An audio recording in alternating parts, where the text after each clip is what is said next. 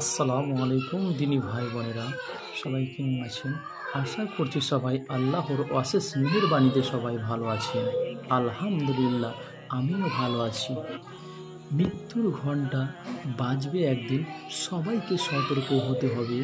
মৃত্যু যে অনেক কাছেই, এটা কিন্তু মেনে নিতে হবে।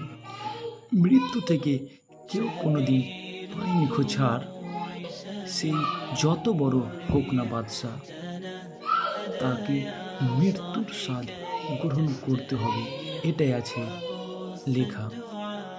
মৃত্যু মানে বেঁচে যাওয়া নয়, মৃত্যু মানে শুরু।